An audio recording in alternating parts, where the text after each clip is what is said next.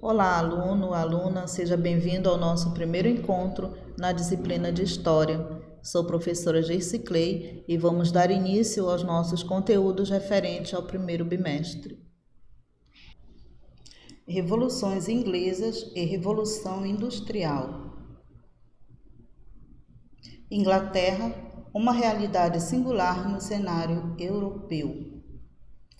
Em meados do século XV, a Inglaterra era um dos reinos mais pobres da Europa. Sua economia era agrária e voltada principalmente para a subsistência, com um pequeno comércio interno. Entretanto, na segunda metade do século XVIII, o país se consolidou como a principal potência econômica mundial. Mas então, como foi possível toda essa mudança significativa em tão curto espaço de tempo? O que fez com que a Inglaterra se tornasse essa potência econômica mundial? Com a reforma religiosa promulgada em 1534 por Henrique VIII, da dinastia Tudor, a coroa passou a confiscar as terras da Igreja Católica e a vendê-la aos integrantes da gentry, que ampliaram suas posses e sua influência na política. Essa nova situação agrária, aliada às necessidades financeiras da coroa, impulsionou o processo de cercamento das terras comunais.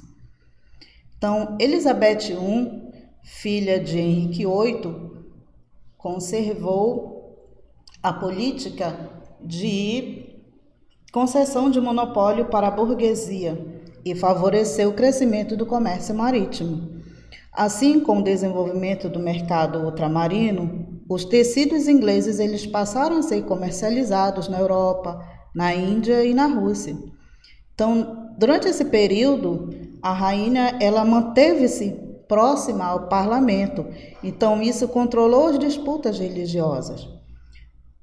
Dessa forma, a condução política e econômica era cada vez mais influenciada pelo parlamento.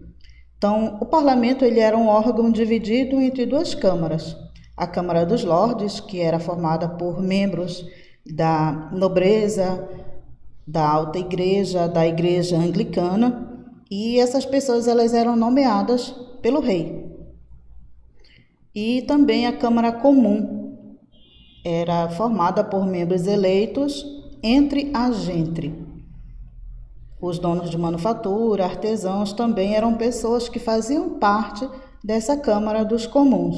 Então, esse conjunto de todas essas transformações fez com que a Inglaterra se tornasse essa potência desenvolvida economicamente no cenário europeu. Os cercamentos das terras comunais. Até o século XV, os campos ingleses eram mal delimitados e serviam basicamente para a produção de alimentos e pastoreio de animais, a obtenção de lenha. Os camponeses eram donos das terras que cultivavam ou arrendatários das terras de outros proprietários. Havia algumas terras que, embora sob o domínio do rei, de um nobre ou de um simples proprietário, eram usadas por todos. Eram as chamadas terras comunais. Então vejamos, com o crescente lucro do comércio de lãs nos séculos seguintes, os proprietários rurais enriquecidos passaram a solicitar ao rei as chamadas cartas de cercamento. Então, com essas cartas de cercamento, eles tinham autorização para cercar aquelas terras e usá-las para a criação de ovelhas. Os campos agricultáveis também foram substituídos por pastagens.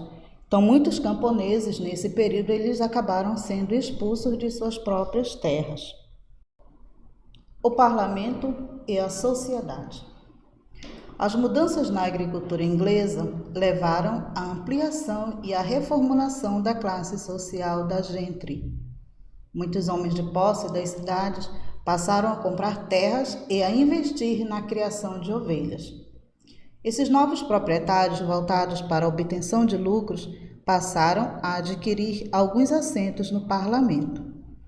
Além da gente, comerciantes e donos de manufaturas, todos interessados em ter liberdade comercial e impostos mais baixos, também conquistaram assentos no parlamento. Na prática, a coroa não podia modificar as leis ou aumentar os impostos sem obter a aprovação conjunta da Câmara dos Lordes e da Câmara dos Comuns. A dinastia Stuart. Durante a dinastia Tudor, a monarquia e as duas câmaras do parlamento mantiveram muitos interesses em comum, que se manifestavam na luta contra a Espanha e na manutenção da ordem interna do reino. Essa situação declinou com a morte da rainha Elizabeth I em 1603. Ela morreu sem deixar herdeiros diretos e o poder foi assumido por seu primo, Jaime Stuart VI, que subiu ao trono inglês como Jaime I, dando início a uma nova dinastia no país. Então, o governo de Jaime I ele foi marcado por diversas crises institucionais, com problemas financeiros e sem obter apoio da Câmara dos Comuns para aumentar os impostos. Ele dissolveu o parlamento em 1610 e governou de forma absolutista até 1621. A Revolução Puritana. Em 1640, a relação entre o rei e o parlamento deteriorou-se ainda mais. Convocado o parlamento para a votação de aumento dos impostos, a Câmara dos Comuns pressionou para diminuir o poder real. 2 anos depois, Carlos I tentou dissolver novamente o parlamento, o que deu início a uma guerra civil no país. Essa guerra civil que nós vamos chamar de Revolução Puritana. Então, durante a guerra, a Inglaterra dividiu-se em 2 territórios. Um que era comandado pelo rei e seus apoiadores, que faziam parte da Câmara dos Lordes, e a outra ala, opositora ao parlamento, a maioria dos membros da Câmara dos Comuns. E contava também com o apoio de toda a sociedade, o apoio popular. Então, os puritanos apoiaram o parlamento, enquanto os católicos e os anglicanos eles permaneceram ao lado do rei. Essas primeiras batalhas elas foram favoráveis ao rei até 1644, quando o parlamento decidiu chamar o puritano Oliver Cromwell para organizar o seu exército. Então, assim, Cromwell ele reorganizou as forças militares e as chamou de exército de novo tipo. Ele decidiu que os postos que seriam preenchidos por essas pessoas, elas seriam escolhidas por mérito e não pela posição em que elas ocupavam na sociedade. Então, nesse contexto aí, o Cromwell ele acabou recebendo o apoio dos pequenos burgueses, dos proprietários rurais e dos camponeses, que perderam naquele período. Eles haviam perdido as terras com as leis de cercamento. E em seguida, a gente vê a República de Cromwell.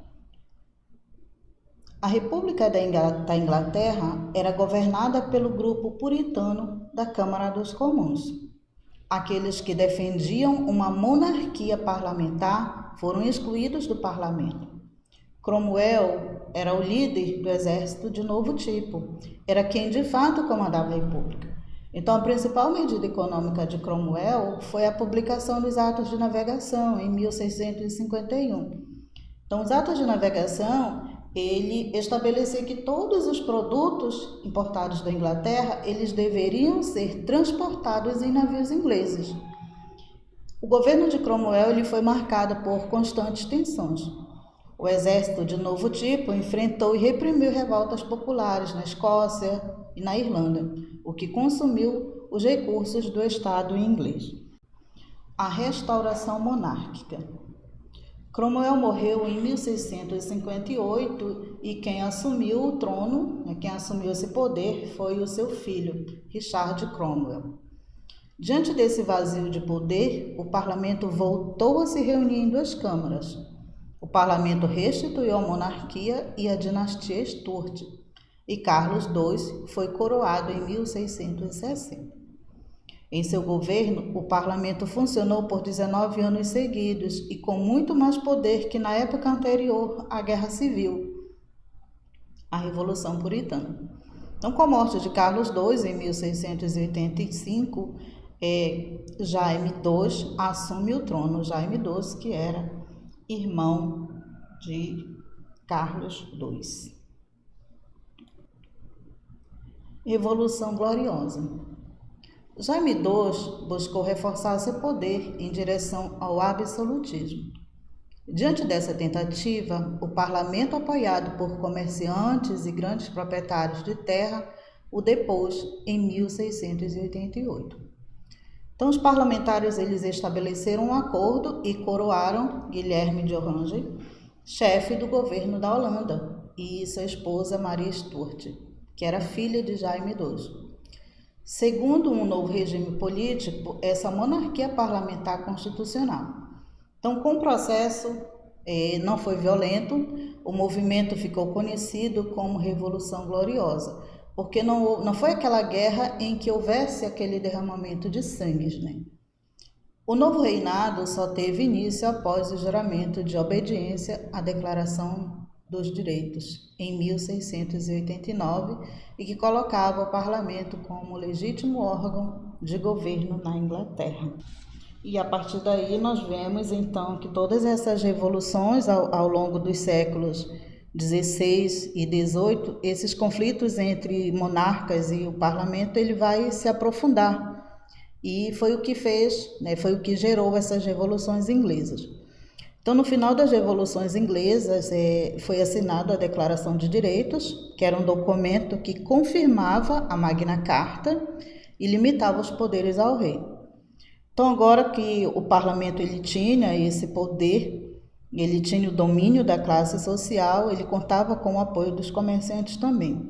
Então, a chamada burguesia, que determinava também algumas coisas dentro da sociedade, essa burguesia ela já tinha um poder econômico, depois da Declaração de Direitos, e ela passou a ter também um poder político dentro da Inglaterra.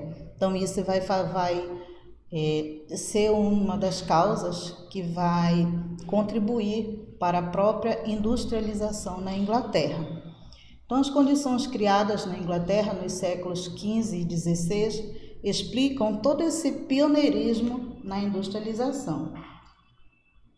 Os proprietários rurais, os comerciantes e os donos de fatura passaram a participar ativamente da condução dos negócios do reino por meio da atuação no parlamento. Então, quais foram as vantagens a favor da Inglaterra? A Inglaterra ela já dispunha de capitais, aviões jazidas de carvão e de ferro, ela tinha uma supremacia naval, ela dispunha de mão de obra e a própria posição geográfica eram vantagens para que fizesse com que a Inglaterra se tornasse esse país pioneiro na industrialização. Aí nós vemos a questão dos recursos naturais, que também foram fatores que influenciaram, que contribuíram para que a Inglaterra se tornasse esse país industrializado. Então, o aumento da demanda por tecidos no mercado internacional provocou mudanças também nos campos ingleses. Na agricultura, novas técnicas de cultivo possibilitaram o aumento da produção de alimentos e de gramíneas essencial para o gado. Novos métodos de criação e engorda de ovelhas permitiram aumentar o rebanho e a produção de lã, que, no caso, essa lã era a matéria-prima dos tecidos. Os mercadores britânicos participavam do comércio internacional de algodão e de outros artigos por meio das companhias de comércio, das quais a maior era a Companhia Britânica das Índias Orientais. A grande quantidade de reservas naturais de carvão mineral e de ferro foi também decisiva para o pioneirismo industrial inglês. O uso do carvão mineral como fonte de energia representou uma vantagem para a economia inglesa. Do campo para a cidade. Entre os séculos 17 e 18, muitos camponeses foram expulsos de suas propriedades. Outros foram obrigados a vendê-las por não suportarem a concorrência e nem a oscilação dos preços dos gêneros agrícolas. As leis de cercamentos que autorizavam os proprietários rurais a cercar as terras e a expulsar os camponeses foram impulsionados. Então, esse processo provocou o êxodo rural e a concentração de trabalhadores no meio urbano. As cidades ficaram inchadas, repletas de mão de obra disponível e barata para as fábricas nascentes. Então, antes do sistema de fábrica. Até o surgimento das fábricas, outras formas de organização da produção predominavam.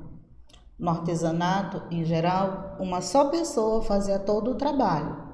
O artesão conhecia o processo completo, dominava todas as fases de produção e organizava seu tempo.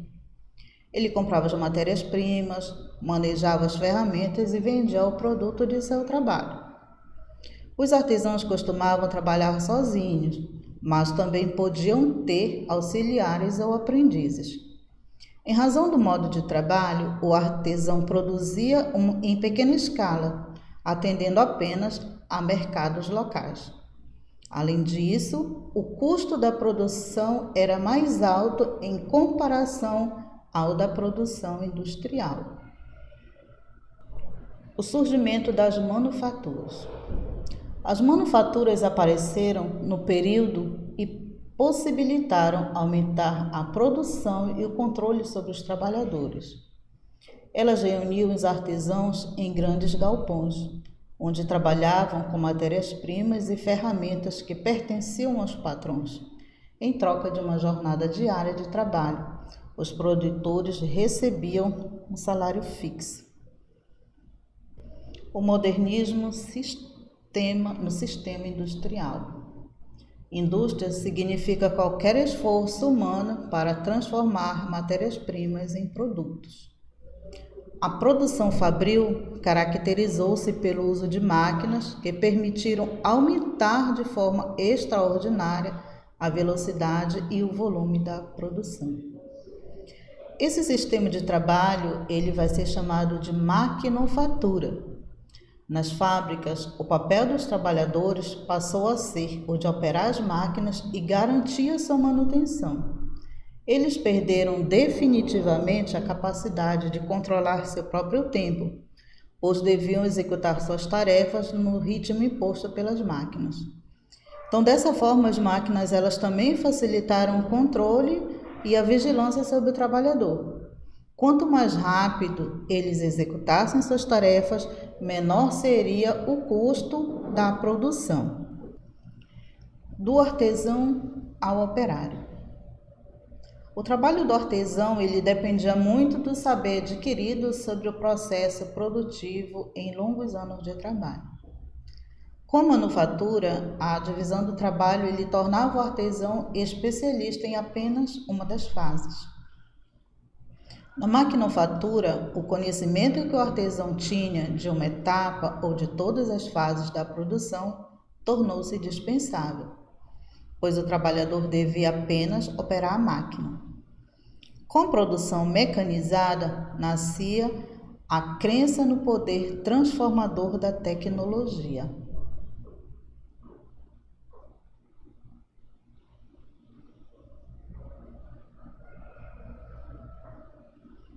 Este é o nosso assunto. Até o próximo encontro.